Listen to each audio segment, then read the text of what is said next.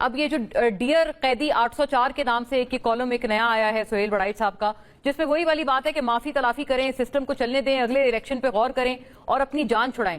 مطلب یہ اس تجویز کو کیا آپ سمجھتے ہیں؟ خان صاحب کو تجویز لے لینی چاہیے، ورنہ وہ کہتے ہیں کہ کوئی فیوچر ہی نہیں ہے پی ٹی آئی کا، ختم ہے. پہلی بات تو یہ ہے جو قلمکار کسی بھی شخص کو اپنی ذاتی کسی بھی وجہ سے ناپسندیدہ سمجھتے ہیں یا کسی شخص کو پسندیدہ سمجھتے ہیں، میں سمجھتا ہوں ان کی رائے باعث ہو جاتی ہے. ان کی بات پر زیادہ سوچنا یا زیادہ اس پہ توجہ دینا وہ مناسب نہیں ہوتا. سہیل بڑائی صاحب کا مجھے ذاتی طور پہ ہمیشہ احترام رہا ہے، ہمیں ایک دوسرے کا احترام کرنا چاہیے، لیکن ان کی جو سوچ اور ان کی فکر تحریک انصاف کے حوالے سے، عمران خان صاحب کے حوالے سے، وہ سب کے علم میں ہے. میں تو ایک کامن مین کا نمائندہ ہوں، دوسری تیسری بار رکن اسمبلی بنا ہوں. میں تو یہ دیکھ رہا ہوں کہ پوری قوم اس سسٹم سے معافی مانگ رہی ہے، جس سسٹم نے عام آدمی کو مجبور کر دیا.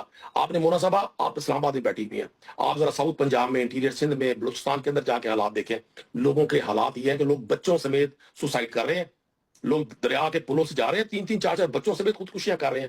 یہ جو ہزاروں نوجوان یہ پاسپورٹ لینے کے لیے پاسپورٹ آفس کے بعد اور پھر مختلف ایمبیسیز کے بعد ویزے لینے کے لیے کھڑا ہوا ہے، وہ کس لیے کھڑا ہوا ہے؟ یہاں ٹی وی کی سکرین پر یہ کہہ دینا بھی سب اچھا ہے، راوی چین ہی چین دکھ رہا ہے، گراؤنڈ پہ ایسا بالکل نہیں ہے. میں آج بھی یہ سمجھتا ہوں اگر کوئی شخص کوئی جرم کرتا ہے، کوئی زیادتی کرتا ہے، تو معافی مانگنا کوئی بری بات نہیں ہے. معافی مانگنے سے مراد یہ ہوتی ہے اپنی غلطی کو تسلیم کرنا. لیکن کوئی شخص بتا سکتا ہے کہ 9 مئی 2023 کو جو شخص ملک کا سابق وزیر اعظم تھا، پاکستان کی ایک سب سے بڑی پولیٹیکل پارٹی کا چیئرمین ہے، یہ ثابت ہوا 8 فروری کو، کوئی مانے نہ مانے، وہ شخص اپنے آپ کو کورٹ میں سرنڈر کر رہا ہے. وہ اسلام آباد ہائی کورٹ میں موجود ہے. کون وہ لوگ تھے جنہوں نے ان کو وہاں سے گرفتار کیا، کس طریقے سے گرفتار کیا، کیسے مین ہینڈلنگ کی. اس کے بعد اسی شخص کو 12 مئی کو پاکستان کی اعلیٰ ترین عدالت اس کی گرفتاری کو وہ تو خیر وہ تھوڑا سا ظاہر ہے، وہ الگ ایک موضوع بھی ہے، انشاءاللہ اس پہ بھی بات کریں 9 مئی پہ. لیکن تھوڑا آپ کہہ رہے ہیں کہ میں بات مکمل کر رہا ہوں.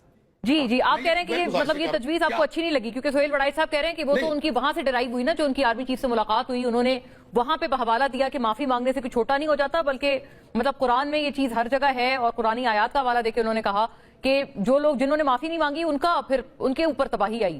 تو یہ اس لیے کوئی چھوٹی مطلب وہ بات نہیں ہے، وہ اس لیے وہ اپنی طرف سے نہیں، وہ ایک میرا خیال ہے کانٹیکسٹ ہے ان کی اس تجویز کا، جو کہ وہ خان صاحب کو دے رہے ہیں. میں آپ سے گزارش کر دوں، پہلی بات یہ میں نے پہلے بھی کہا، پھر دوبارہ دوہرا دیتا ہوں، اگر کسی شخص سے کو کوتاہی ہو جاتی ہے، غلطی ہو جاتی ہے، تو معافی مانگنا میں کوئی حرج نہیں ہے، لیکن کوتاہی کا جرم کا تعین تو ہونا چاہیے. میں نے آپ سے گزارش کی کہ ایک شخص کو ہائی کورٹ میں یا کورٹ میں کون شخص جاتا ہے جو اپنے آپ کو قانون کے سامنے سرنڈر کرتا ہے، جو سر تسلیم خم کرتا ہے، قانون کے سامنے بھاگتا نہیں ہے، قانون سے چھپتا نہیں ہے، کسی آڑ میں بیرون ملک نہیں جاتا، قانون کے سامنے پیش ہے. سینکڑوں ویری فیئر. قاہرہ صاحب آخری